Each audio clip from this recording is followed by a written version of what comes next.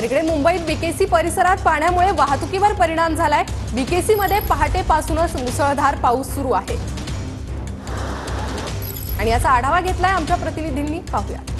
मुंबईत पहाटेपासून मुसळधार पाऊस पडतो आहे आणि आता हवामान खात्याने वर्तवलेल्या अंदाजानुसार मुंबई, ठाणे, पालघर आणि रायगड जिल्ह्याला रेड अलर्ट जारी करण्यात आलेला आहे। मात्र सकाळपासून सुरू असलेल्या पावसामुळे मुंबईतल्या अनेक सखल भागामध्ये पाणी साचण्यास सुरुवात झालेली आहे। मुंबईतील हिंदमाता असेल किंवा मग सायन्स सर्कल असेल, इथे थोड्या प्रमाणामध्ये पाणी साचलेलं होतं। आता बीकेसी परिसरातली ही दृश्य आपण पाहतो आहोत। बीकेसी मधल्या MMRD ग्राउंडच्या अगदी बाहेर हे रस्त्यावरती पाणी जे आहे ते साचलेलं आहे।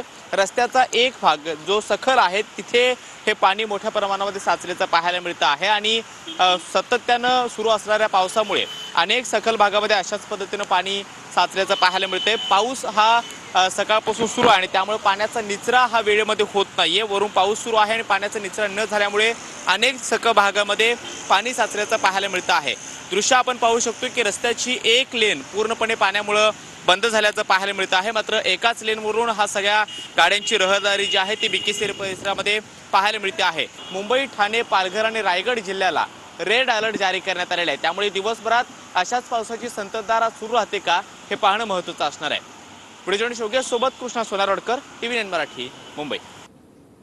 तर मुंबईतील बीकेसी परिसरातील ही दृश्य आपण पाहत आहोत। बीकेसी मध्ये पहाटेपासूनच मुसळधार पाऊस सुरू झालेला आहे आणि त्यामुळे रस्त्यावर मोठ्या प्रमाणात पाणी साचलेलं आहे आणि याच पाण्यातून वाहन चालकांना कसरत करत आपली वाट काढावी लागते। तर मुसळधार पावसामुळे रस्त्यांना नद्याचं स्वरूप आलेलं आहे आणि त्याचीच ही दृश्य आपण पाहत आहोत।